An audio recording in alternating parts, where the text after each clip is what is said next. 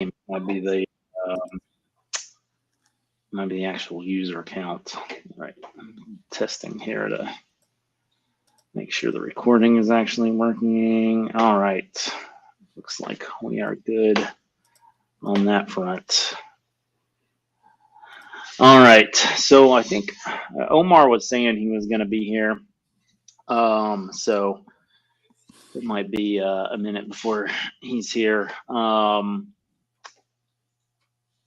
I guess well, I left it up here at the top of the agenda. Actually, what I think I might do is share the screen, and then everybody can see the agenda. All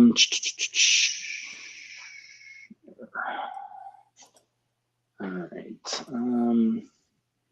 Can you see the share? I see it on my icon, but then I see you. I see the screen. Yep. I see your screen. Show. Okay, there we go. So the way that it Jitsi tells me you are sharing your screen, but it doesn't actually show me what I'm sharing unless I guess that's the prevent inception. If you're sharing the screen that you're on, but I'm actually sharing the screen over here. So I don't know what my best. That might be. Yeah. Maybe I will. Not. I don't know. I guess it doesn't hurt anything to be there. You think this will be useful to show the agenda here for folks? Yeah, probably. I mean, I don't think we need to see each other that much. Yeah. Welcome, Sam. Hello. I was just saying, Omar, I believe, was planning to be here. I know Jason is over BSOTs. He's out of town this week, so he won't be here. I was hoping Mike would come, but yeah, I don't know. So it may just be us if something came up with Omar. Stovall said he had a emergency, some sort of medical thing to deal with. So yeah. So I was hoping we would get someone that was outside of the U.S., but that may not be happening. All right, so everybody can see here that we've kind of been working on this with this title, the Creative Commons Music Community Consortium. So that's kind of like been on a bunch of things, but basically the idea of this meeting is kind of decide, is this a group that we think can be useful, and then what sort of things do we want to tackle and how do we want to tackle them? So that's what we're doing here. All right, so the idea was, in case anybody that had to come late in their time zone, we would talk about times first. But I guess that still sort of is the case for for people that are watching. They can kind of figure out what we've come to any conclusions. I do wonder if maybe there's not a whole lot to say without Enough people. Yeah. Yeah, I mean, like I've been talking to some guys at CC Japan about potentially doing some stuff with Net Label Day, and so possibly getting a time where they could attend would be good. We have some experience with this from when we were doing the weekly listening parties, and like there's just not a time that's going to work for everybody, is my conclusion from all of that. So we are going to have 2 times if we want to, at least 2 times if we want to cover the globe. I think though that really figuring that out, we might need to have Stovall for. So the other thing about timing to discuss is like, do we want to do this every quarter? Do we want to do this every month? And then I think maybe that's not completely detached from how the org ends up looking. So let's just sort of table the like, you know, the different constituent potential organizations that's been talked about for now, and we'll just say we're talking about sort of like the global get together. I think anything. Well, I think there's probably 4 proposals. Maybe this is worth writing down here. We have like yearly, like a big to do, quarterly, then we have like monthly, and then we have weekly. So this I'm just thinking might be sort of just kind of like office hours ease. Like I was planning on taking a break with the show, but I already have kind of like a block every week to show up and talk to people. Maybe that is something that could just happen. I'm personally not super in favor of that. I think yearly is too. I think maybe having a yearly thing would be good, but I don't know that should be the only thing. Agreed. And so I think, to me, these are kind of the two sweet spots. The problem with quarterly, I think, could be people forgetting. Yes, I agree. So monthly, you know, you do it on the first Sunday, potentially. Could also You do know, it like twice a year, once every 6 months or something. that's not a bad idea. So this 1A.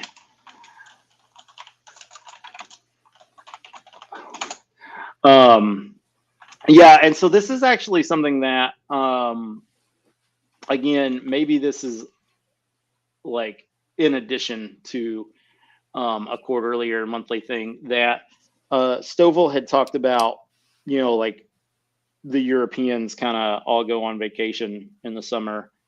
And so Net Label Day kind of hits at an awkward time. And so, you know,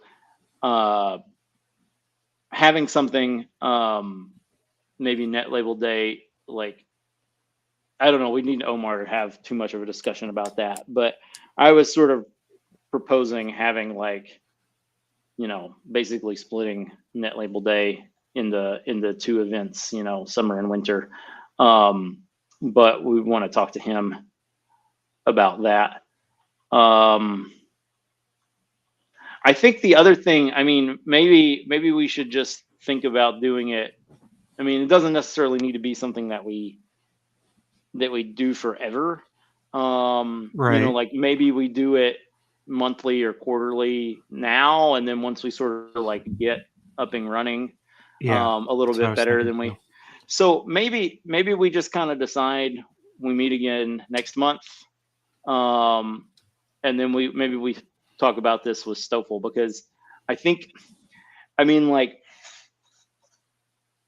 I think ultimately there's probably going to be, I don't know if it's going to be like CC Music North America or CC USA or breaking up things regionally.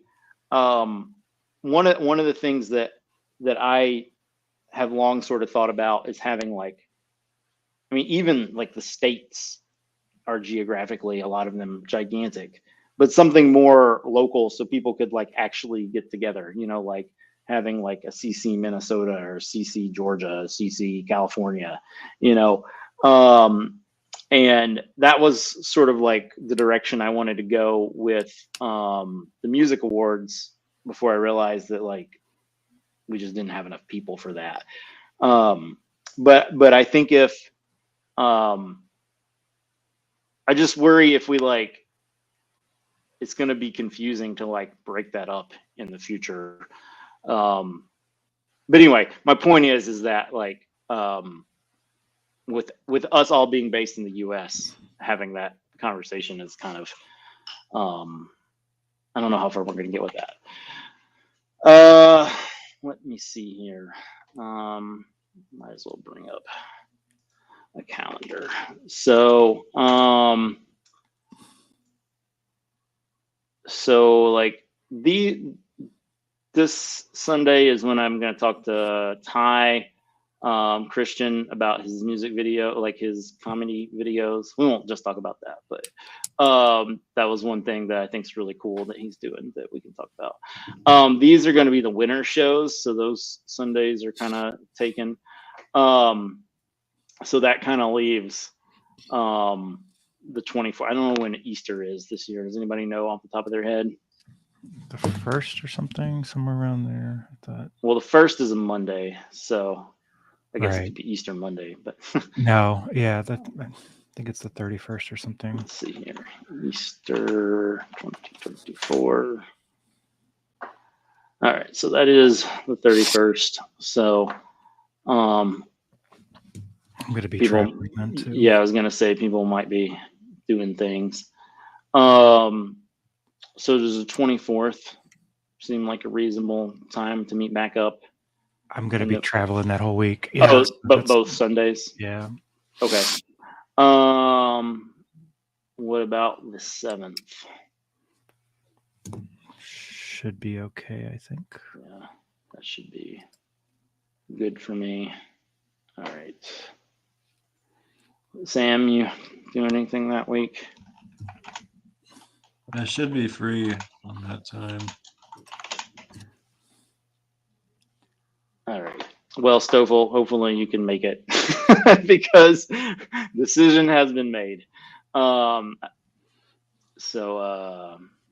yeah. See if I can pull it on here.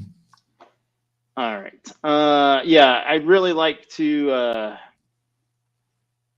get the Asian Australia, like get something going, but we'll talk about that. Something else. Okay, so I want to talk about that first, and we kind of like have been just assuming that the answer to this question is yes, but I think it's worth sort of like having the discussion, like, so everybody can, the people that haven't been involved in the Mastodon and various other conversations that have been happening. So they kind of, like just kind of hear the framework for what everybody's thinking about this. Now I have a document where I've talked about some of the things, actually, yeah, so it's right here. So might as well bring that up for folks. So there is some stuff here where we've talked about some naming and stuff. We have talked a bit about the name. I don't know how much we want to get into the name now. Let's just, I mean, I guess the real question is like, do we think an organization, like, not could it be useful, but like, will it be useful? Like, think about like who we actually have showing up, like, people are doing, like, people are going to have to take a step away from the other things they're doing, from, net label day, from managing their net labels, from making music.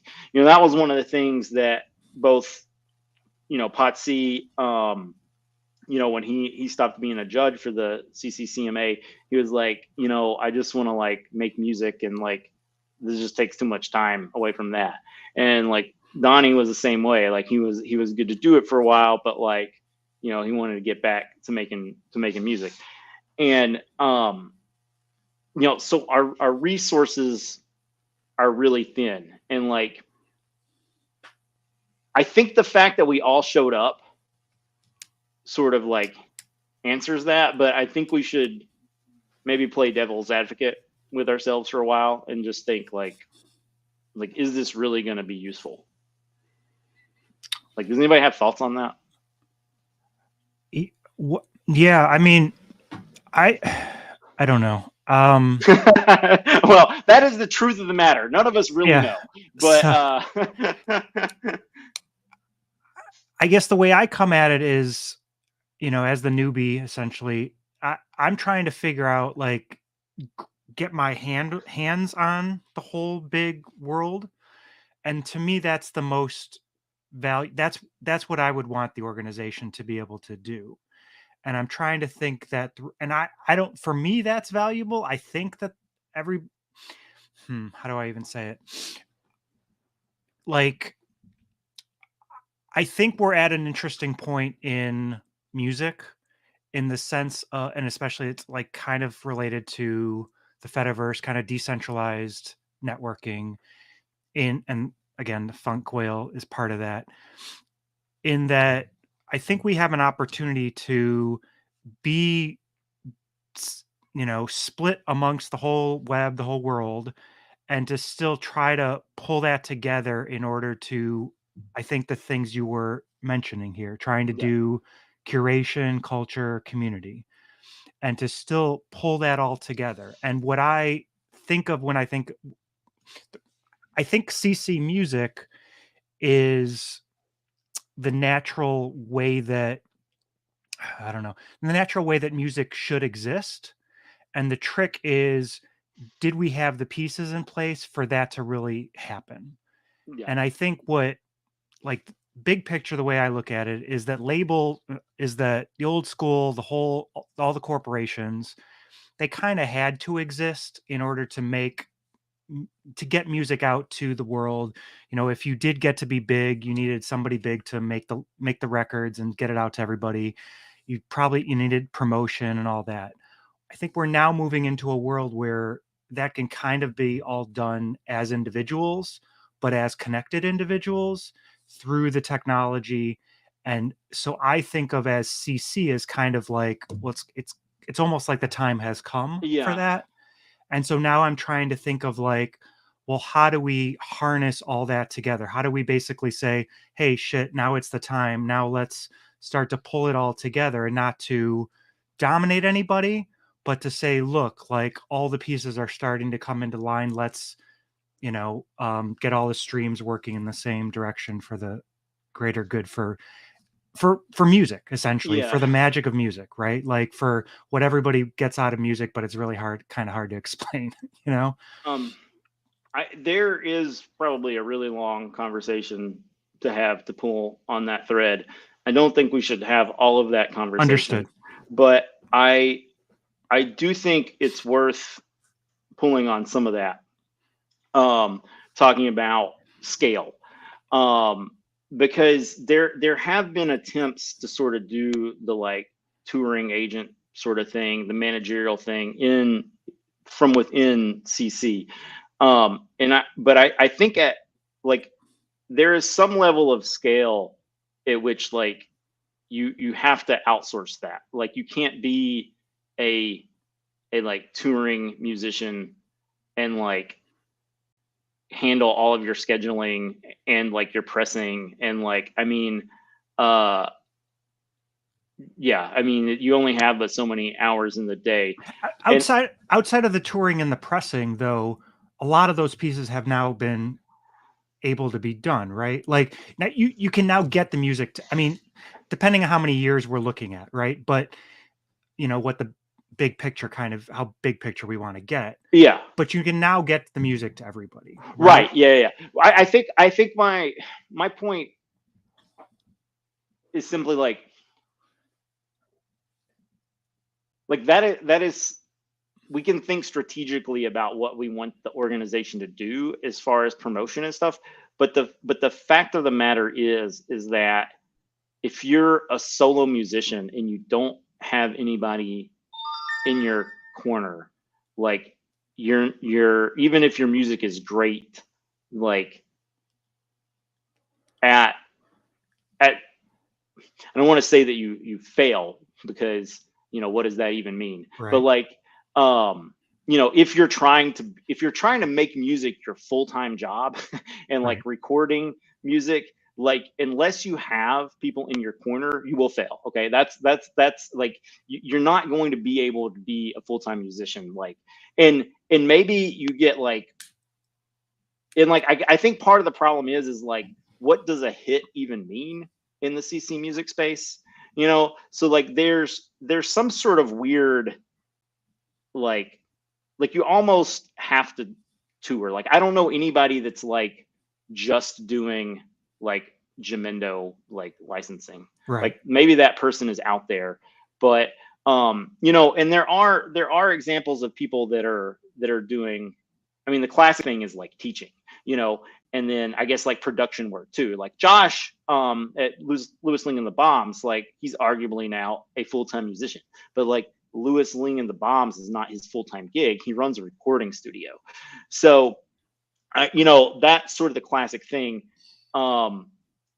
But I think that, I guess, so I think we maybe are saying the same thing, but coming at it from different directions. And I'm trying to put a lot of this out there, like on the recording, but I Mhm. think a lot of those things, like the three of us by ourselves are probably not well equipped to do that. But if we are able to establish a functional organization, like that is the sort of thing. Like I know, William, that you're really interested in the financing of things. Mhm. Um, and so like I don't know ultimately, like do we need to get like a financial support, like sort of like group, like part of the organization, or that's probably a topic for another day. But I think that is something that could be valuable for folks. So if people are watching this, I'm thinking, yeah, I would really like to get you know paid for doing music. That is something that I we're think interested in. that's essential. I mean, I know there's CC that don't care or kind of are against that, right? Still, I guess, Yeah, but I that's yeah. I don't know. yeah, I think I don't want to it's do it wrong. I think I'm on their side on that. I think that's what we're kind of have an opportunity to do, but we're still steps away from that. Like yeah, yeah. a way um to flow, to get the money, essentially to get donations to flow as directly from people to the artist is a big piece, I think. And yeah, so, but I think we can kind of see that that could come together. yeah. All right, Sam, do you have any thoughts about the org? I'm not really sure, to be honest. Um, Fair enough. um all right. So I think that we've talked a fair bit about this, but again, you know uh like I think this is an interesting way to phrase things to like maybe the people that don't know anything besides Spotify, but we have to be I think we have to be careful, because they're like one of the things that some people have well, so the I don't remember the guy's name, but the guy over at Tribe of Noise, he's trying to keep his organization afloat, and he's basically like, we don't have the resources to like get involved in like community stuff. So like I think, you know if we say we're interested in taking on Spotify, and then we don't have some sort of like venture capitalist pumping in millions of dollars, like there's going to be like a cognitive dissonance Okay. for some folks. So I think this is, I mean, the word alternative is interesting, because like what does that even mean? Like we're not,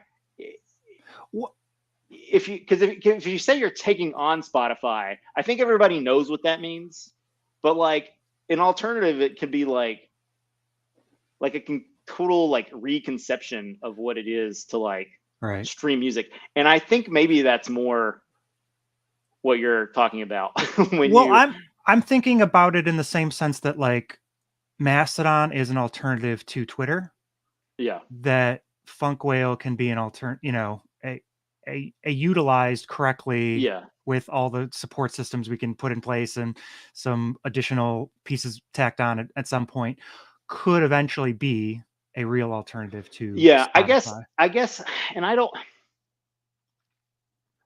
My the thing that I kind of wonder about with all that is like people are putting up like Modest Mouse like on their Funkwell servers and stuff. Is like Oh, yeah, yeah. you can't do that.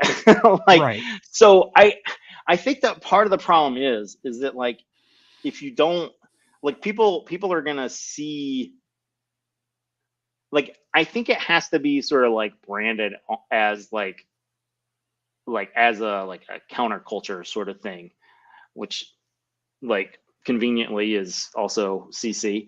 Mhm. But like if you say you're like an alternative to Spotify and then you can't find, you know, like Okay. Taylor Swift or, you know, the Misfits or you know, whatever band that's, you know, releasing on traditional labels, like people are But just going to be like, what the hell is this? yeah, maybe the language needs to be correct. Yeah, Um, but I mean, what's really amazing about that, right, is that, you know, you're probably not gonna get, Taylor Swift, but you could get continually smart, you know, smaller artists to decide, "Hey, I'm gonna build, you know, I'm gonna rework my website such that it's now you know, such that it now feeds into somebody, you know, using Funk Whale, and that's yeah, all they would end up having to do, you know, and that, and then they're still controlling it. It's not like, do I go to Title or do I go to Spotify or right. do I go to, and you know, who am I fighting with and what's the money and all that. And CC is almost, I think that kind of frames it correctly in the sense of it's it is an alternative, but it's also money isn't the first thing. Yeah, I guess the other thing that mean, I like, so I should just say, you know, we talked about setting one up for Net Label Day. Mhm. And I think that's probably a good place to start. But I guess one of my concerns is people get confused about, you know, CC and the licenses and all that stuff already. And then if it's a server where people can go and like find music from like other servers, Mhm. I feel like that might also be confusing for people. Um, It's essential though. I mean, like, yeah, I mean, I get it, but I'm not sure like new right. people will.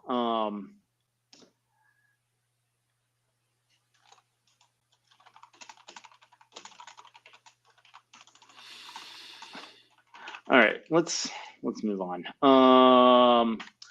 Because this point too is I think directly related to that same conversation. So, and we didn't talk about this at the beginning, in part because I knew it was going to come up later. But the whole reason, so there's some history here that's probably worth sharing on the recording for folks. Um, and let's start back at the beginning of Creative Commons. One of the original sort of like intentions and thoughts of it about it was to actually change copyright. You know, I like the original intention was not just to have like licenses that sort of like existed forever. It was copyright is broken. Let's suggest an alternative. But people were actively like working like, you know, in the copyright space trying to like change things. Um, I don't really think that's the case anymore. People have just given up. Um, and maybe that sounds terrible, but I, you know, like we have a framework that certain people have decided they like. And yeah.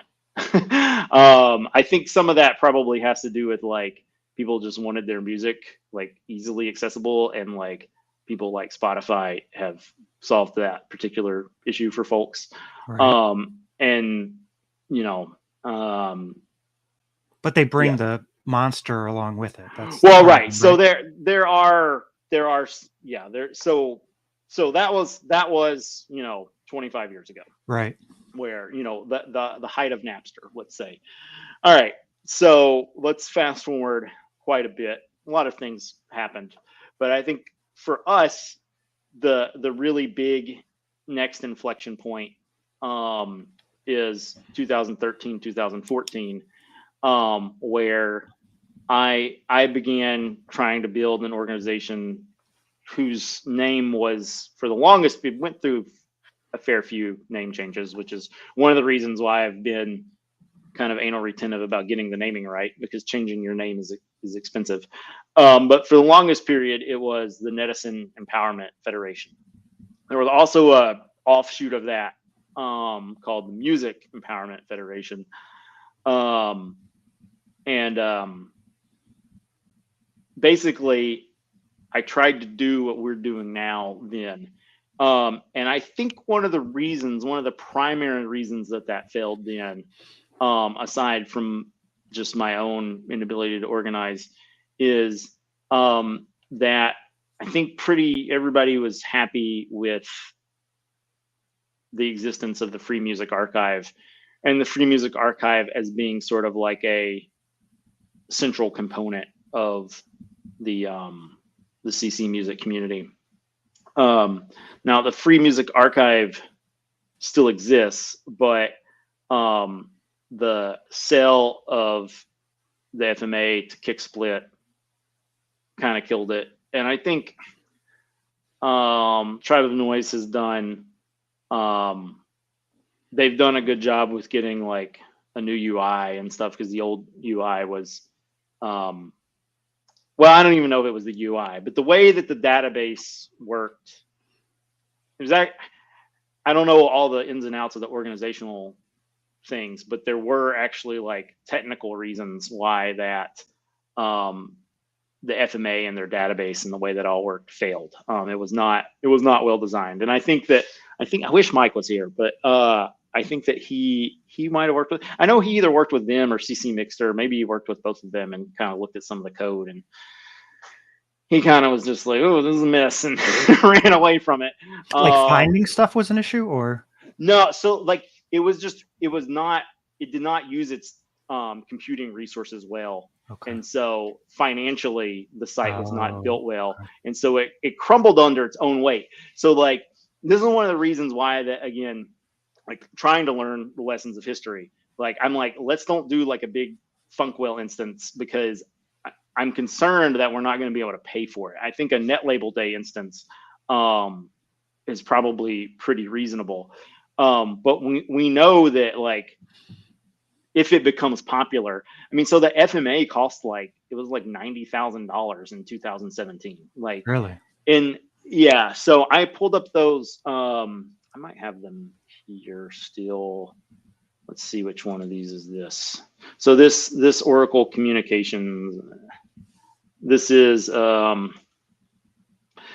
don't know why they're called this, but these are this is the WFMU. So you can see WFMU became 501c3 June 19th, June 1992. Wow. Okay.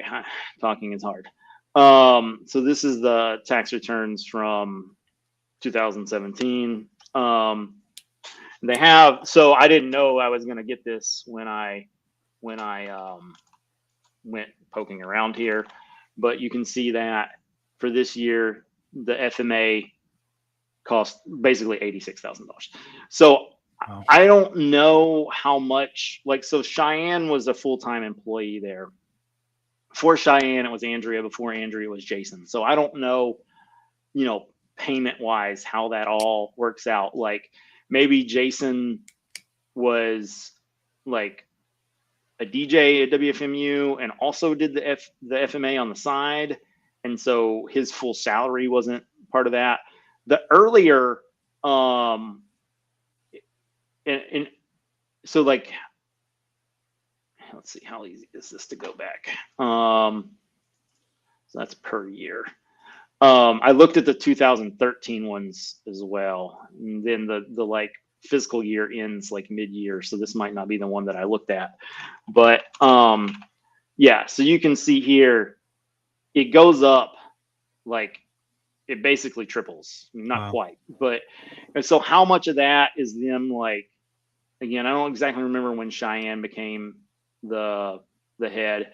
I think it's fair to say that like Jason and Andrea were both good, but like the FMA as like a cultural icon really blossomed under Cheyenne.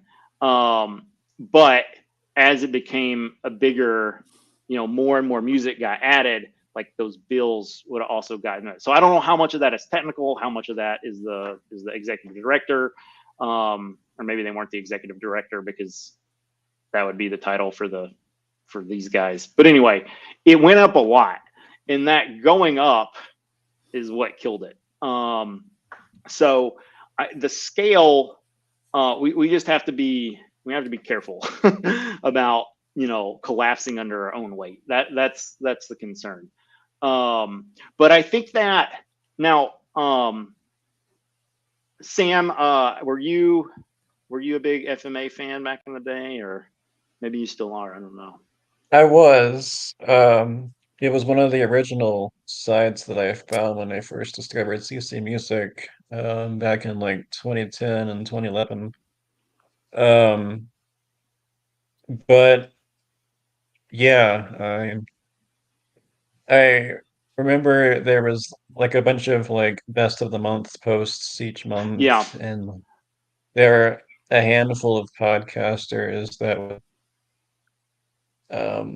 mention FMA and stuff, and it kind of seemed cozy for a bit. Like there was a lot of new music being published on it like every month, and like a bunch of the releases, whenever I look at them, they would say like they would already have like at least 1,000 downloads and stuff. yeah. Um, And there was a time at which Locksonic had all of their stuff up there. And I don't know, a lot of that was backed up on archive.org.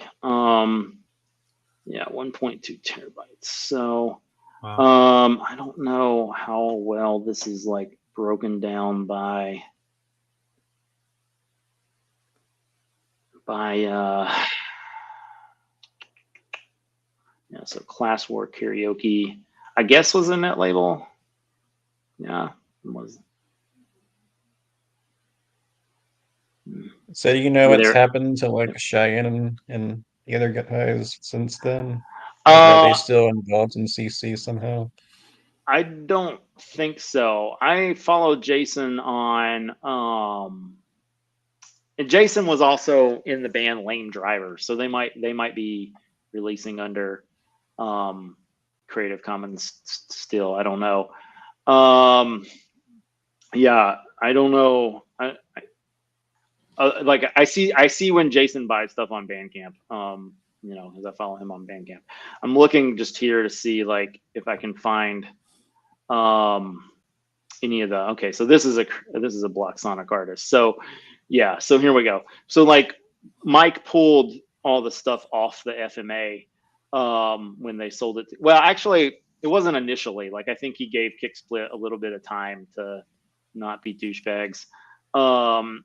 And yeah, he didn't like what he saw eventually, so he pulled everything. But so this ended in 2017. So that may have been when the sale to Kicksplit happened. And you can kind of see here, that was not really what I wanted to happen. Okay, I guess that's okay. So the initial uploads were actually higher. Oh, these are probably release years. So some of the older stuff that got uploaded. So this is not saying when it actually got uploaded. So I don't know how helpful this actually is.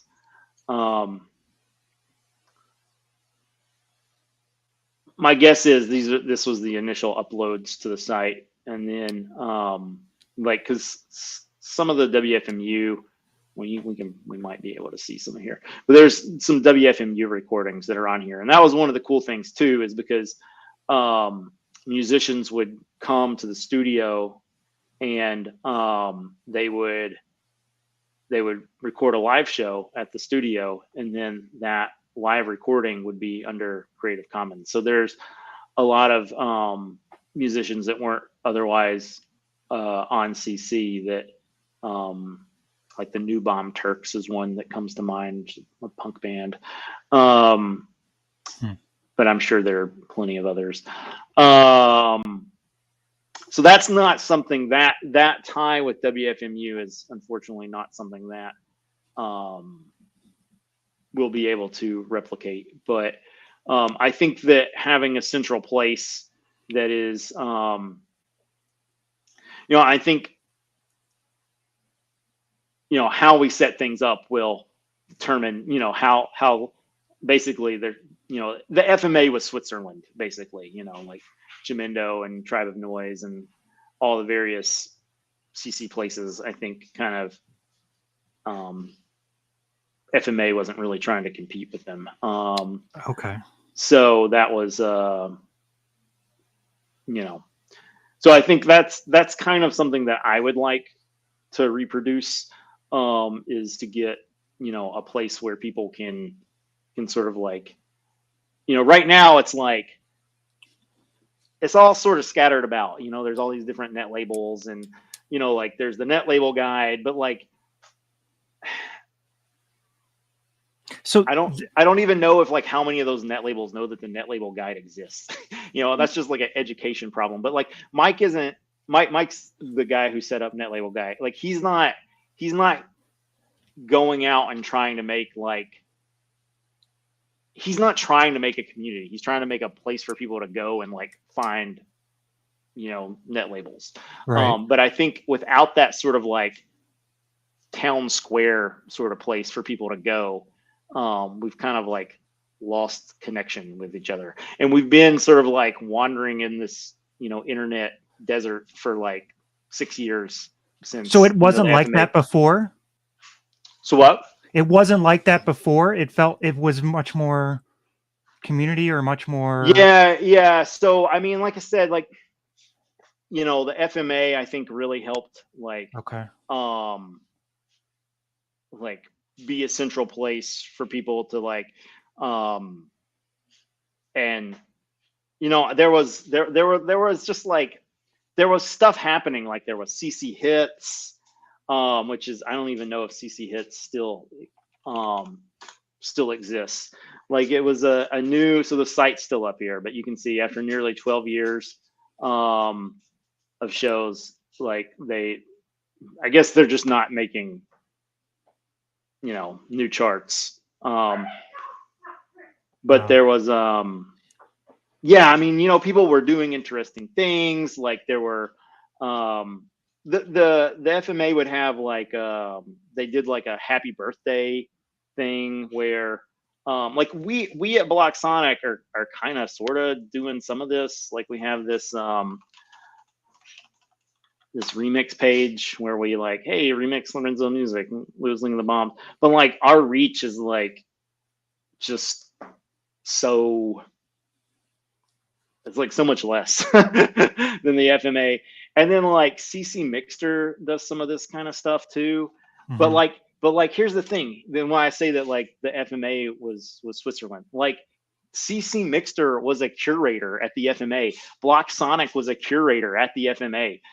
Like if you were anybody at all in the CC music space, you were a curator at the FMA. Like everybody was a curator. I mean, not everybody, because like then it means it's meaningless. But like if people knew who you were and like you were like a legitimate source for like music curation, then like like at first it was pretty tight, and maybe this was part of their downfall, is that like Jason and I think Andrea too, like the curators were like it was a really big deal to be a curator. Um, and then over time, I think Cheyenne expanded that. And I think people liked seeing the different types of music and like being more involved. But I wonder if that was sort of connected to like you have more curators, there's more database connections. Like database joins are really expensive. So like, you know, maybe like they could have done, you know, save So themselves a lot of pain and heartache um with some indexes and stuff. But in any case, you know, like I said, they have these events, and but I think having a central place where we could like promote right. these sorts of events would be like super useful. So Okay. So yeah. So I didn't know. So you're kind of telling me about an FMA that seems like kind of what I would want yeah, the Funk Whale thing to be, but kind of a front page for something yeah. like that. So I So, think but when I say that on the Funk Whale, like you're talking about the database joins and all that kind of stuff, I guess I'm thinking of there being a our new org, and there being a Funk Whale for that new org, yeah, and that place somehow, we work it out such that if you're a musician or eh, if you're a musician and you want to put up stuff, right? You can join our Funk Whale, and you can. Again, I'm kind of envisioning a slightly different Funk Whale than kind of currently exists, yeah, but yeah, fair enough. you can put up stuff there, right? Yeah, I But otherwise, if you are a label or you're a musician who just wants to be independent, you're putting up your own Funk Whale, and we determine which other Funk Whales we connect to, and somehow I don't know exactly, but there's an Android app, there's a bunch of different apps. Somehow we could help people manage that kind of thing, yeah, and thus it's not all on us, but it's also somewhat connected through us. And then we also start to build, like you're saying, a curator kind of front page or something yeah, to help people to realize, hey, you're joining part of our thing. There's probably going to be some attention we can get to you, and start to build more of a sense of community that way, right? I don't know. yeah, yeah. I think there's a lot of technical hurdles, Right, right. but you know, if you take the long view, it seems possible.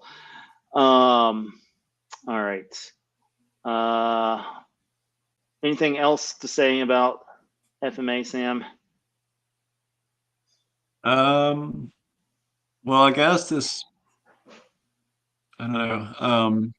I think the big factor and what like made it popular was that it was like promoted to like be a source for YouTubers and whatnot to find music that they can use in Yeah. videos, So that was brought up and it just by kept getting more popular because more and yeah. more people used it. I don't Um, know if you like saw. I remember when I was in college, taking film classes, my professor and his syllabus was like there was like some sort of section about ways to find music for your videos and whatnot, and one of the links was a link to Free Music Archive, and so like it was, I guess, to him a well enough known place to find music, and so and then from Yeah. there you get a bunch of other people interested. I guess I don't know. Yeah, Elena here brought up. I mean, this is kind of, I don't know if that was just something I, like was kind of obvious, or maybe Cheyenne told me. I don't really remember. Um, but this piece, if I ever knew it, then I had forgotten it. So I mean, this seems vaguely familiar. Certainly them getting some grants and stuff, but um this is, you know, one of the things that eventually we're gonna have to figure out is like, do we want to file for 501c3 status? But like if you want to get grants and stuff, then you have to be a 501c3. So I don't. That's probably a topic for another day. But there used to be those grants, and why those all dried up, I don't really know. So yeah. But yeah, the Vimeo thing made me think of this, Sam. So thanks for bringing that up, because that was something that made it popular, and then they stopped supporting it. And I don't, like, well, I guess this says covered hosting costs. I mean, it sounds like they covered all of the hosting costs, but maybe I don't know if that's true or not. But that's the way it's stated. So yeah, pulling the hosting costs for 1.2 terabytes. That would be substantial. All right. CC Mixter and Net Label Day. I need to probably talk to Emily more about what, like, maybe I can get Emily here, aka Madam Snowflake, for the March meeting. Probably we also need to get Omar here. So when I was building this all out, we're trying to figure out the scope and stuff. I kind of feel like since I started writing this, we've kind of narrowed in on a scope. But is there anything that we think we can do or should do with, we'll just lump all of these together with Tribe of Noise, Jamendo, SoundCloud, or Bandcamp?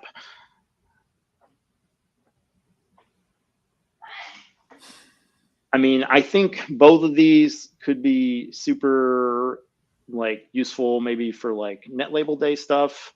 Also these guys potentially.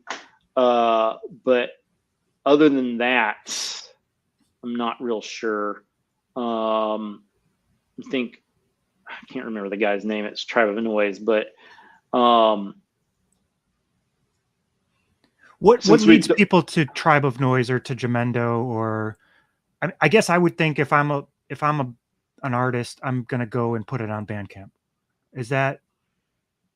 Well, so one reason people might go to Jamendo is because they're based in Europe. So if they don't want to if they want to not deal with a US company, then that would be one reason potentially. So Tribe of Noise is also in Europe. I don't know about SoundCloud. Where are they based?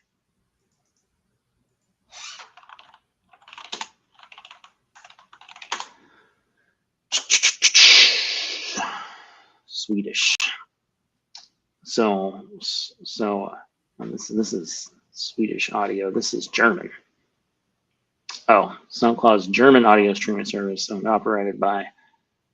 Interesting. Huh. What happens when I go on here? Does it say Swedish? Or so their headquarters are in Berlin. Did they move? Yeah. Okay, so here we go. It was started in Sweden, but then they moved to. No, it was established in Berlin. Oh, by Swedish sound engineer. Interesting.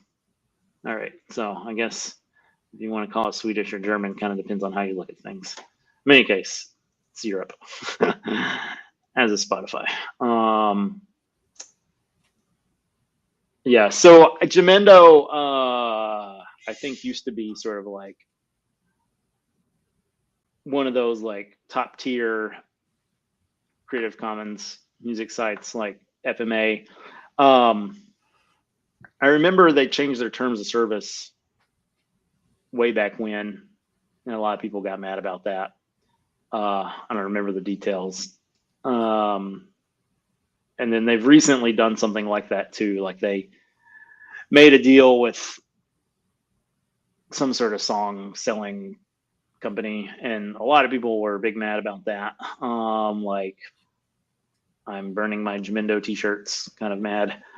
Oh. So Yeah, I don't really know. I kind of feel like, well, yeah, and Jamindo, there's a guy, Martin Gruber, that was their like head of community or something over there. He was great. Like we had him on the Music Management podcast. He's super like enthusiastic, blah blah blah blah blah. But he moved to Epitaph. I don't know if, I mean, maybe that was them getting rid of the position, like, and then he just went to Epitaph, or if he just, wanted to have a bigger role in the music world, and he could do that at Epitaph. I don't really know, but he's at Epitaph slash like some subsidiary, I guess, at Epitaph now. I don't remember the details, but yeah, him leaving Jamindo was kind of, at least for my own personal like dealings with Jamindo, was kind of the nail in the coffin. I don't, I'm sure the people there are doing great, but they're just not as like involved as they used to be. So, which is I about, haven't been on the Jamendo website in quite some time. it hasn't changed in a while, which is both good and bad. I mean, changing things just to change things is kind of mad, but if you don't change things, it does sort of suggest some stagnation. So I don't really know much at all about Mirlo and Jam.coop. There's also Fair Camp. Yeah, I was gonna say add that, but Yeah, I'll just put that on there. But my impression of Fair Camp initially was pretty meh, but it was also like, they'd probably started it like a week ago. So, right. I don't know where they're at now, but I think, well, I guess until we get a site set up, maybe we should think about some of these other things. But I think enough people are familiar with Funkwell. Funkwell has been around for a minute. That maybe that's a good place to. Yeah, I mean that's just my like what is the long-term paths of some of these things and what do people generally expect and want? And so the thing that pulls me on the Funk Whale is just that they do have that, play all the different music that's available Yeah. thing on your app. And I think that is something that the Spotify users like. And so but also people could in theory have their own bands could have, artists can have their own website also. So I don't know. So like Jam Co-op, they've got the money figured out, right? I guess it seems like you can pay artists that way. I don't know much about Merlot, so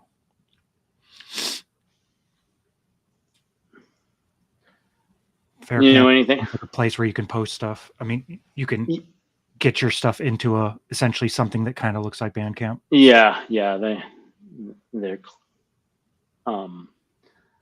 definitely trying to be a Bandcamp replacement. Right. Anything to say about any of those, Sam? No. They're all pretty new to me actually, but I'll check them out. Um, I Sweet. am really enjoying the CC releases thing on Mastodon, like a bot that shares a bunch Yes, of new Bandcamp releases. that's That's that's cool. the guy who does the Edinburgh Man podcast runs Right. that. So So that's what I'm wondering. Like, how do we get everybody? I don't know. Talking. That's what this whole thing is about, right? Like, yeah, how do we get him talk? We got to go all get on the. I don't know. yeah. I mean, I think it's gonna take. I think for to get the guys in Europe involved, it's like that's gonna have to be a Stoffel project. Like just Okay. the time zones such that, yeah, I mean, yeah, I don't really know what else to say about that. I mean, you can certainly try. Oh, Sam, this is going to be new to you. I just set this up. Okay, yeah, I was like, what is that? I set up this issue board. So yeah, yesterday got away from me, but I had some things I wanted to do. I did actually do this. So let's close this issue. I guess I should close the other ones too, because maybe I'll just leave them open for. Oh, I did this one too. Oh, for anybody who is oh, I think it's just sharing my Firefox. If I move something over to that screen, it's not going to show up, is it? No. There is a Creative Commons. It's just creativecommons.slack.com. And they do have a CC Music channel, which is 1, 2, 3, 4, 5, 6, 7, 8, 9, 10, 11, 12, 13, 14. I've had the last 14 posts in that channel, which goes back to June 5th. So yeah, it's not super super used, but maybe that is a thing that could change if folks, either you two or anybody watching, wanted to go in there. More importantly, perhaps, there's a bunch of regional organizations in there. That's how I got talking to the guys at CC Japan. So there is one it's CC United States, not CC USA, on the Slack channel. But there are some organizations here, so I need to poke my head in like Kenya, and they've got a bunch of different ones. I don't know how but India and some of the bigger countries, and figure out how if people want to be involved with this. But any help people want to give with that would be cool. Yeah, and if people want to be a member of the org, I'm happy to add folks, because and then if you're a member, I can assign tasks to you. Like I assigned this one to William. That was one that he was talking about doing anyway. And this discussion is what actually prompted me to do this. So when you say purchase domain for Netlabel Day Funk Whale, yeah. Can you elaborate on that? Well, so like if we're gonna do like, I don't know what we would call it. I mean, maybe we could just do some redirection with the Netlabel Day site. Yeah, I don't know. I mean, that's probably an Omar question, because I guess if he can just do, like,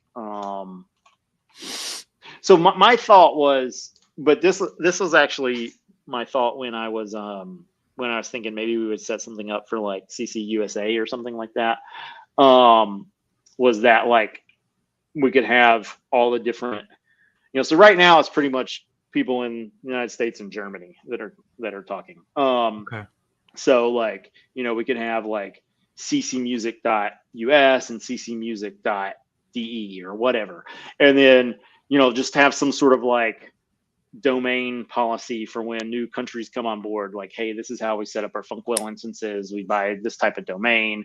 And that's less maybe useful for Netlabel Day, because it could still be a netlabelday.org domain name if he can, I don't know, like hosting provider, if he's got like subdomains and stuff and how all that would work. I did note on here. Yeah. So so the one that I saw would ccmusic.social. Yeah, I think that would be a good one if we were doing like everybody, but I think that's, well, what if we started with everybody and then we broke it out? I think that's harder to do. Okay. Like then like you have all this stuff that's like legacy on the old instance, and then you're like, like, yeah, I mean, if we, so like netlabelguide.com, yeah, right? That's like the main, that's what I would call the main site at this point. Like if I were, but the thing is, as a non, like if somebody isn't in the CC music world, yeah, I don't know that Netlabel makes sense to them at this point. yeah, And so that's what I like to make this page awesome to me is like the first simplest thing we could do. Yeah. But Yeah. Well, Mike's email is mike@blocksonic.com. So, okay. yeah, maybe I can poke him about. I mean, I kind of wanted to just see who would show up without, like, Right. you know, Okay. poking people individually, but we might have to do that for next time. Especially like next time we'll have like the agenda. I think will be more like we'll have narrowed it down a little bit. So, yeah. Yeah, because I just think of like the CC music tag is kind of already getting it. Like that seems to be the term. Yeah, yeah. There is a band. I think Oh, I mentioned this. yeah. ccmusic.us is taken. If I recall. Yeah. So, I Are don't they know active? I don't know Yeah. what their CC stands for. Yeah, they've got like shows and stuff. I don't know when they Oh, wow. That's started. funny. So, yeah, I don't know. Go down. Sorry. Right. Where did they? They're in Northwest Pennsylvania. Pennsylvania. Okay. Yeah. Eastern. And yes, and it looks like they're a cover band. Maybe not exclusively, but Huh. So yeah, I don't know what their CC. Right. I mean, maybe they are counterculture, or I mean, these persons' initials are CC, so maybe that's all it is. I don't know. But yeah, so that one. But yeah. And so then the other thing is that like open.audio, when you go to their about, it is all like they seem to be CC engaged. Like they talk about net label on there, and I think this is maybe a good thing, maybe a bad thing, about this depending on who you look at. But it's kind of a free for all. Like you kind of just sign up and right. Like are you a legitimate person? Yes. And right. And I think that's probably a good thing to have exist. But if we're trying to like do something curated, like this is the place to go to find, good and interesting music, then this is not how you do that. I totally agree. So, but that doesn't mean that we can't, point people to open.io. Like, hey, are you, you want to do a crate dig? Then head over to open.audio. And some people will love that shit. I mean, like, yeah, let's find all the weird stuff that didn't get curated. Right. Well, they just had that new post Funk Whale did where they seem like they're gonna try to start doing something. Yeah, well, they got a new API, and right. Yeah.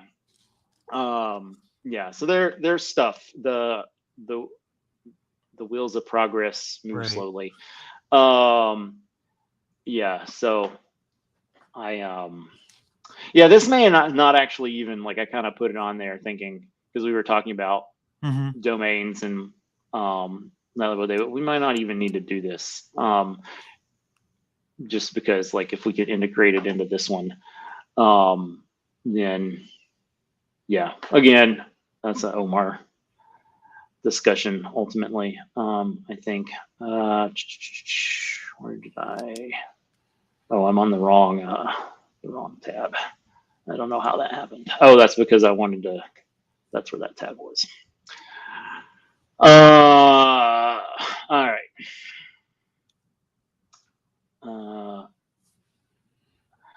This is maybe a discussion to be tabled. I think this is important long term, but yeah, I don't know if we have enough people here on the call to really make good decisions about that.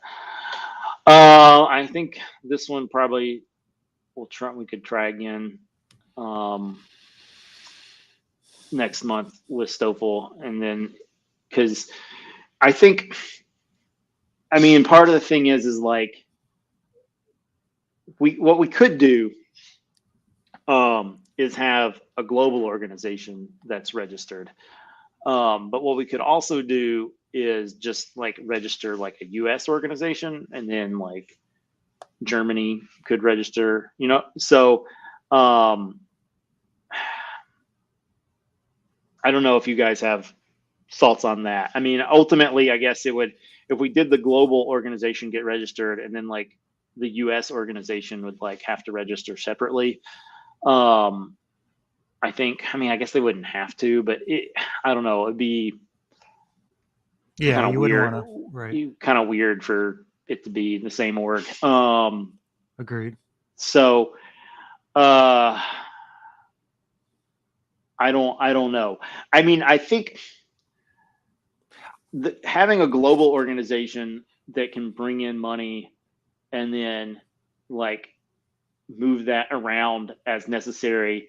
You know, let's say like I don't know how like much domains cost in like other parts of the world, but let's just say that like the guys in CC Kenya want to get involved, and they exist, so that's why I'm picking them.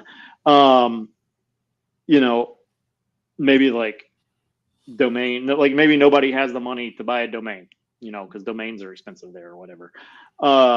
Then like maybe that's a thing that the global organization could deal with, because you know, like especially if you like you get like, you know, like a college student in some random country.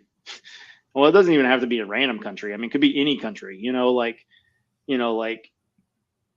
just in Australia, you know, like they're a first world country by any measure. Like if that person doesn't have the funds to like even like, you know, because like filing with the national organizations is probably going to cost something. I mean, it certainly does, you know, a few $100s in the US. So like, you know, like I guess maybe the US is the easiest example because I know what the dollar figures are there. They're up there on the screen for anybody who doesn't know what they are. But you know, like if you're a college student and you don't have the, and I don't know exactly the why sometimes it costs 300 and why it comes 600. I wasn't able to figure that out in the time that I spent looking at it. But you know, if you don't have the $300, then like that's kind of where you stop. So what is the reasoning for needing to break it out in that way, or how the CC music is like tied to nationalities or stuff? I guess okay, go ahead. well, so I think Stovall and I kind of agree about why we would do it. We don't have to do it this way, but the reason for doing it is like basically like the folks in Germany, it's easier for them to like organize if they're their own entity. Like if they want to like if there's certain like you know, let's say that Stovall wants to bring back the Cologne Commons, and he wants to well, he's got to deal with those funds in some way. So you know, maybe it's a nonprofit, maybe it's not a nonprofit. You know, there's all sorts of different things. There's B Corps. You know, Right. there's a lot of different ways you could go. But if they want to take money in a specific country, they're probably going to have to file with some sort of tax organization in that Right. or like the money that they get is going to have to be like somehow filed against their personal taxes. And it's just a big old mess. You know, anytime you try to deal with money. But that also sort of gives them the leeway, like, you know, like maybe the global organization's policies of like domain registrations, like it just looks weird in their country, you know, like their 2-letter acronym, Right. TLD. you know, it ends up like making like some sort of like lewd or racist statement, Right. you know, like the words all line up and like, oh yeah, we can't use that. And so having an organization that's like country based sort of like lets them deal with that. Now I think some regionality is probably good, but you know, the country is not necessarily the right way to do it. Like you could have you could easily have like CC North America, CC Europe, CC Latin America, CC CC Africa, CC Middle East, CC Asia, CC Australia, or CC whatever they Australia, Australia or whatever they, like somehow you need to include New Zealand, but you Right. do Oceania. That's what we do it, even though Oceania is a complicated term, but that's what we do with the CC Music Awards. That's sort of the idea. Now, again, I think having some global organization that's sort of like the central place is probably good. And just because so many of us are in the US, having it in the US probably makes sense. But then we have the weirdness of what does CC USA look like then? And that's, not necessarily a thing that we need to solve today, but I guess I'm thinking of our org being I don't know, like an instigator, like a troublemaker, like a push thing kind of thing. And it would not be the USA one. It would I don't I almost kind of think of like I'm trying to think of like what these different orgs would do and how, like what are they taking money to make happen? And I guess well, I'm still so thinking we're outside of something of that. We're so trying to just like start to like push the clay closer together and see what yeah. starts to happen. Well, I think so. One of the things like for CCUSA that would come up is like, so Rhino's doing these shows, and Right. like I don't know how he's got all of his like does he have an LLC I don't for think so. handling No. all of that stuff? Or see, like that's a huge liability risk for him. He shouldn't be doing that under his own personal stuff. He shouldn't. Rhino, Oh, stop it. really? Oh yeah, he absolutely should not be hosting anything under his own. I mean, like if something happens, he's gonna get he could like his entire like they could take his house. Like, yeah, you gotta have an organization to host that kind of stuff. Maybe he does. I don't know. And when you're small, then you can kind of get away with not doing the way you should. But like, as we grow, hopefully there will be enough money to where that actually becomes an issue. Like, like we never did it for Music Monument, but we never had any money. But I know Rhino's got some money involved because he's paying the musicians. When But he's doing other, shows, right? Okay. huh? Yeah. So but I don't know, like, and it's like, he's hosted some of those at his house, right? Right. I mean, like, yeah, particularly in that instance, he should really have like because then it's very much like he is hosting it at his house, like, just like, yeah, legally speaking. I mean, I get why he's doing it because like, it makes life easy, but like, Huh. at certain point, again, it scales to where like that's not good. And I think he's also been it's kind of been like invite only, so that kind of makes it a little better. But like if you have like an open show, at least when he had it at his house, like I don't know how the Milwaukee one. Did you go to the Milwaukee? Yeah, I did. So was that just like open, like pay your $15 and come in, or how did that? Yeah, I think it was free actually. It was free. So yeah. So I don't know, like, I mean, not everybody's gonna be able to like put on free shows, Okay. So like, and I don't know. I mean, Stoffel could talk about his experience with Clone Commons. I do know that what the problem that they had was that basically like people would come out for like the bands that they knew, but then like,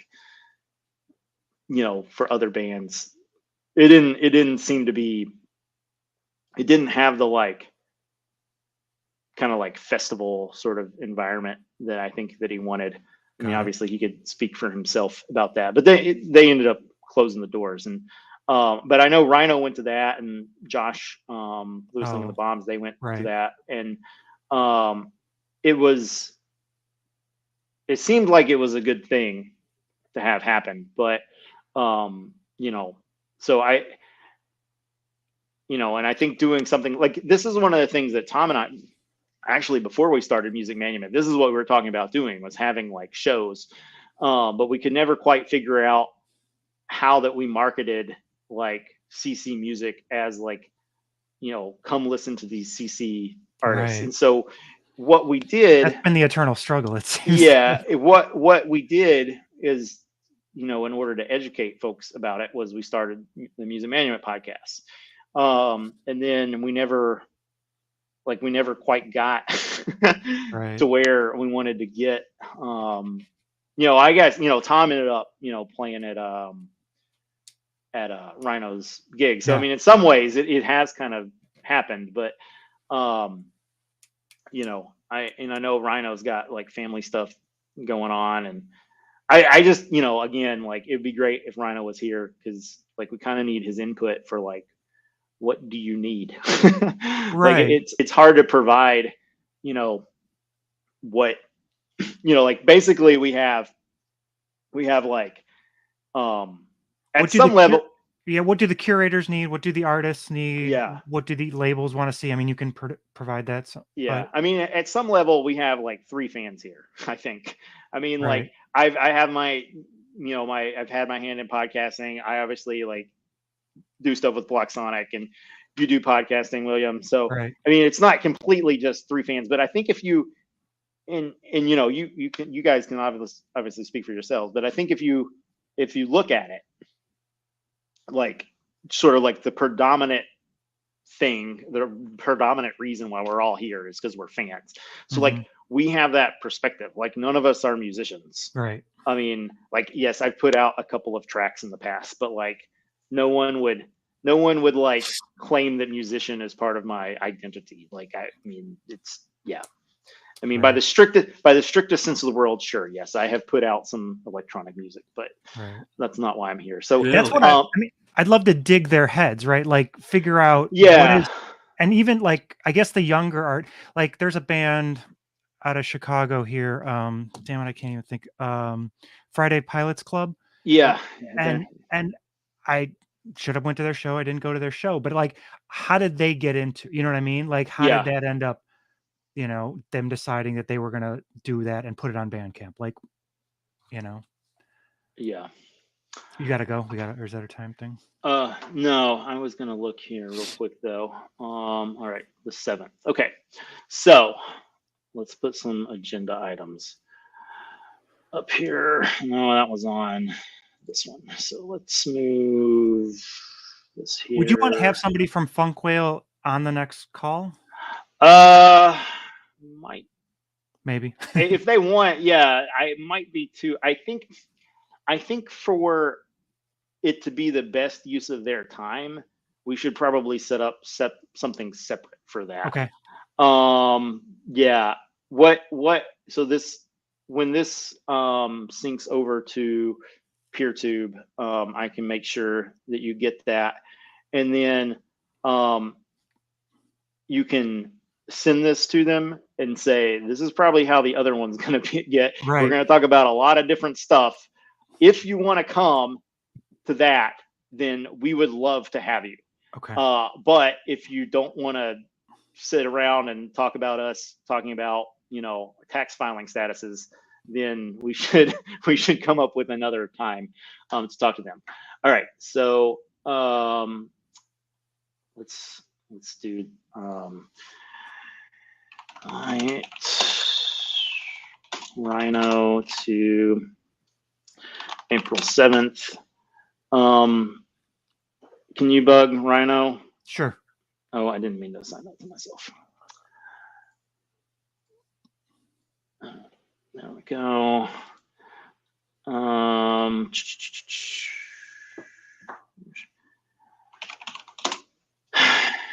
Emily. I'll put Kara on here too.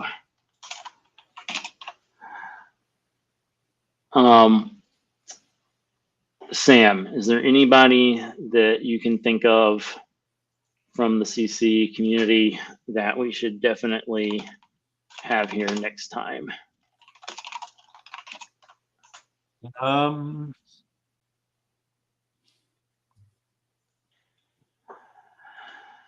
well, I don't know. Uh, Whoever's behind that NetWaves podcast, maybe, because Okay. they're like constantly releasing episodes like almost every week. Net waves? I didn't But even know about this. Okay. Yeah, I think they're European, so they might have a time zone problem, but Yeah. All right. Rhino, Mike, Omar. I wonder if Omar got confused because he's going to be taking over the show with Jason next week. So I wonder if he was thinking about that and not this week. But I'll make sure that we try to get Omar here. And like, I'd love to get Patsy to talk about like what's happening in Japan, but that's not going to happen at this time of the day. I don't think he's the right guy to host this either. Like, I don't think that he would be interested in sort of the organizational side. I mean, he knows what the scene's like over there, but and then same thing with Victor, time zone wise, wouldn't work. time zones are really tricky. Yeah. All right, some things to think about, but Mike from Black Sonic, Emily and Kara from CC Mixter, Rhino. Oh, dude, I thought I put Omar on here. There we go. Okay, got to refresh. I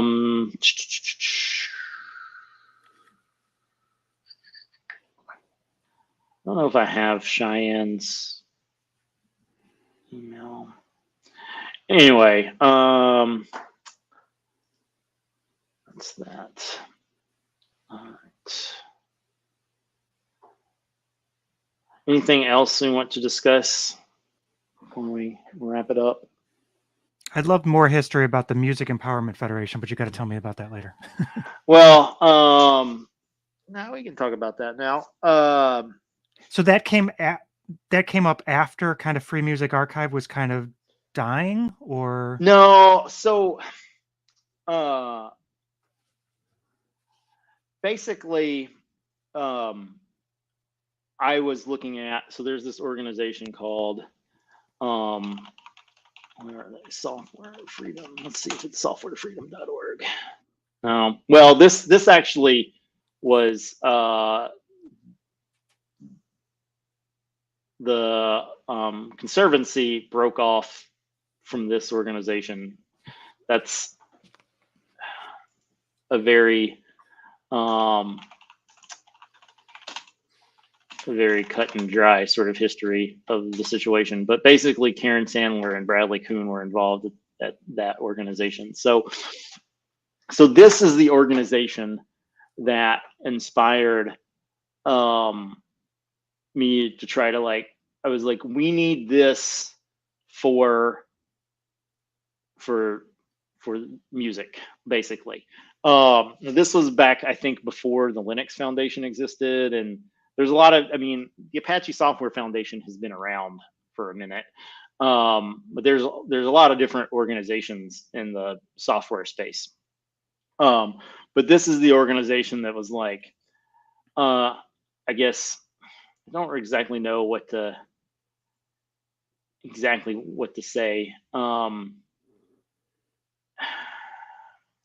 The words that coming to mind are like radically independent, but like a really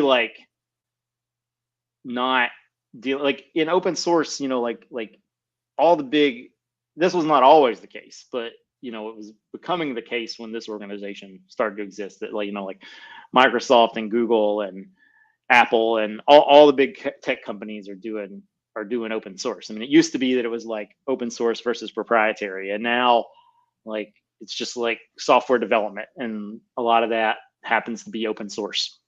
And a lot of like infrastructure stuff is open source. But this organization was like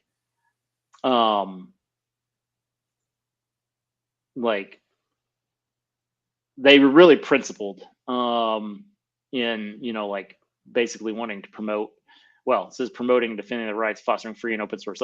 So like I was thinking about like, musicians that have their, they picked a non-commercial license, but people are using it commercial and stuff like that. I mean, you have to understand that when I was doing this, I was in law school, so that's the way that I thought about the world. But I realized that we would need some sort of like, to do anything, you would need some sort of like, fundraising arm. And the way to do that is basically like, you have some sort of organization. So I put in here, like one of the things we could think about is a 501c6. And that's a trade organization instead of a instead of a charitable organization. So you can donate to a 501c6, but you can't take it off of your taxes as a charitable deduction. So as a music organization, we very squarely fit into the 501c3 status, but it does limit, like what you can do as far as like politics and things like that. I don't think that'll be a big deal for us. I mean, we're not going to have the type of money to where like we could like, pay lobbyists. Like, I mean, even if we wanted to do that, like, I don't think that's the type of money that we're talking about. But like, basically, you can't do that if you're a 501c3. If you're a 501c6, which I also think would work for us. I mean, the 501c6 is interesting because, like I put here, like this is actually something like maybe we could get Bandcamp involved in. And we kind of already talked about.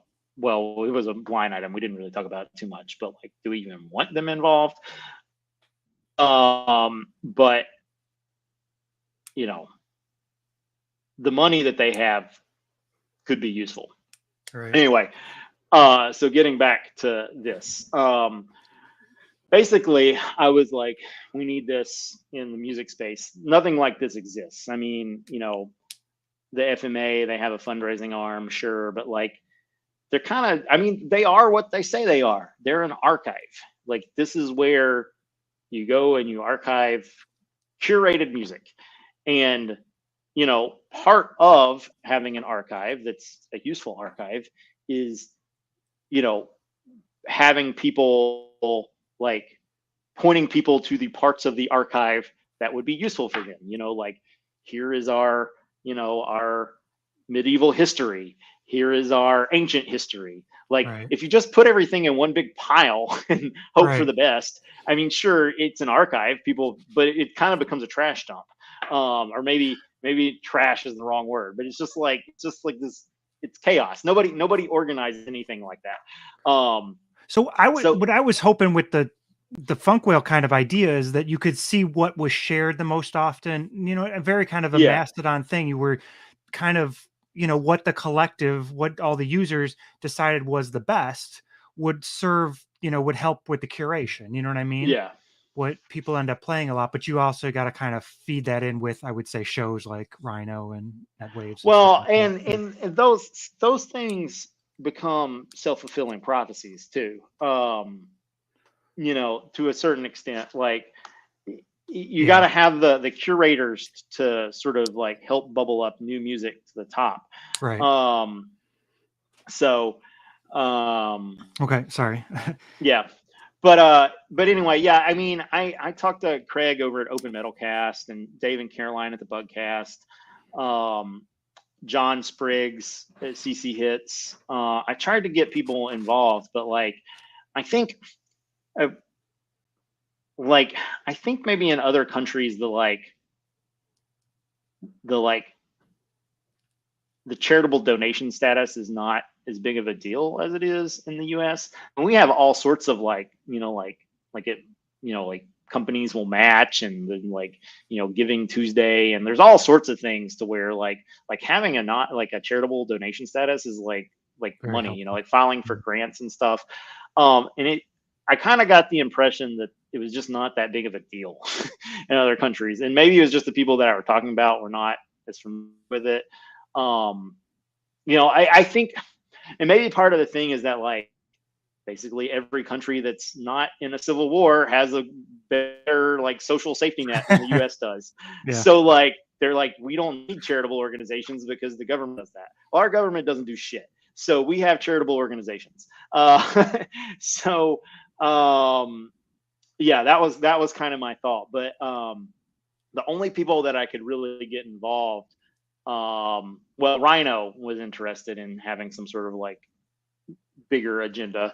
And then, but he was the only guy in the music space. And then like I had some guys that were like trade union people, which of course, I mean, they get organization. Um, oh, and then there was Walt. Walt is good people, but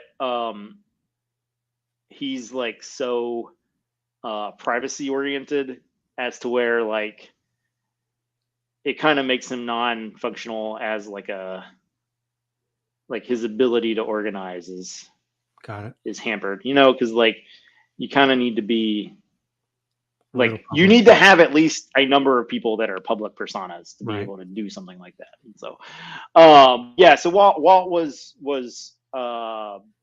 interested, but yeah, it was basically like me and Steven, the train union guy, and then Rhino and Walt, and like we like part of the problem is that like I was, you know, like I was booking people for music management and trying to build music management, and like doing both at the same time was really difficult. But now, of course, we have, you know, the experience of history, but also I think like there was a certain, and this we talk about, but it's worth bringing up again. There was a certain sort of like almost like malaise about doing anything because the situation was like seemed pretty good. Like it seemed like Creative Commons music was doing well, and we had a lot of what we needed. But I think Rhino, and maybe again like in other countries, like people are just like, oh, okay, you're not a full-time musician, then you just like, you know, you get your check from the government. And it's like I think Rhino being like in the US, he's like, no, like people are like they have to like go do something else. You can't be a starving artist in the US unless you're really going to starve. Like Right. like that term that's not a joke. Right. That's not like you really like if you don't eat, you don't eat. And so I mean, and like maybe like all we need is like this organization in the US. I don't know. But I do think that there's definitely some cultural stuff that has Right. made things complicated in the past, and I think we'll make things complicated this time too. But I think that, you know, if Stoffel has been around long enough and enough people know him and respect him to where if he has the time to make it work, I think we can get a good org in Europe going too. And it sucks that it's just North America and Europe, but we had to start somewhere. So So like the name you guys came up with, Music Monument. yeah, that was me and Tom. Okay, I like that. Like because I mean, I had to look it up, but that's essentially abolition, right? Yeah. Well, part of the thing is just like it's good SEO. That was Okay. that was part of it. I mean, because I but like yeah, that kind of term. I don't know that it, you know, like you have to look it up, but once you look it up, then you know, like, oh, that's exactly it. It's got the yeah, alliteration. It's all good, and something like that for this org. I don't know. You know, I think yeah, that this, yeah, I think it all would work, but something like that is like powerful. Like again, I mentioned the downhill battle thing. I don't know if you have a history with yeah, those guys or anything like that too. I don't think that's clear, but for me, it over time it does have a resonance in my head, but only because you know, I knew what they were up to, or I yeah, followed some of that. yeah, But yeah. The naming wise is like, um, Yeah, I think that, you know, the consortium, um, you know, I have some nice that was like, I don't remember what I think. I think I had, oh, because with the CCCMA, it was, you know, we had 3 C's at the beginning, and I kind of took that Right. as like the blueprint. But he suggested just making it symmetrical and then putting Right. and it does, it kind of it has the I don't know if this was intentional or not. I think it was unintended, but I like it that it puts music first, like, because if it's the Creative Commons community, and then like you could do like video, you could do arts, and Okay. we've sort of like made like with the CCMCC, we've sort of made like music the star. I mean, other organizations could take that same blueprint. You know, if they want to do arts, or arts is always a weird term, but Right. to me, but you know, if they want to do video, and again, we have music video, I think there'll be some overlap, you know, with you know, multidisciplinary artists, um, but I think it's the like the bounds of the organization are kind of clear and defined. And you can argue about like what does music, you know, what is music, but Right. I think most people, even if they like like, unless you want to have that conversation, everybody knows what you mean when you mean music. Like uh you know, like I don't think that's, you know, I don't think it's confusing. Art is sometimes, I think, a confusing term. But I think the, you know, I guess we don't necessarily, I mean, I've already put it on a bunch of stuff. So until we like Right. Decide there's something definitely we want different, then yeah, no, it's yeah, and fine. then we It's can fine. just keep on going with that. Yeah. So Okay. uh yeah. Yeah, and people can still this is like the like organization that I started, which has some overlap with the agenda, but I kind of felt like breaking it out would make some sense. All right. Either of you guys got anything else you want to talk about?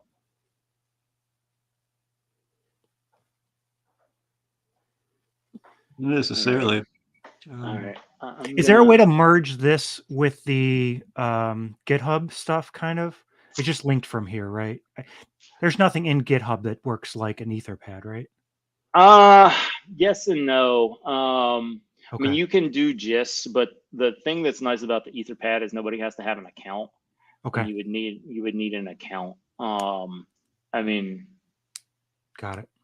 yeah, I don't even know how that would work. But putting this up on GitHub as like a central place for storing things is not a terrible idea. So can certainly do that. But I think just as far as like a live document to make it easy for people, Etherpad it works super well. Cool. And then you have the issue of like, if you get big enough, then people start destroying your stuff. But I kind of feel like that's a Yeah. problem to deal with when you have it. I mean, there's certain things obviously you don't want destroyed, but stuff like this, it's like, oh, and the other thing, in case I'm ever not here and anybody needs to do something with this little button here. Oh no, that's import export. This button here, you can like go back to previous versions. So if somebody does vandalize it, then you can just, you can just roll back. So yeah, I'm not super worried about the vandalism. So, but I will put that on GitHub so people can, yeah, central place for things for now. All right, hide that, and then I'm gonna stop.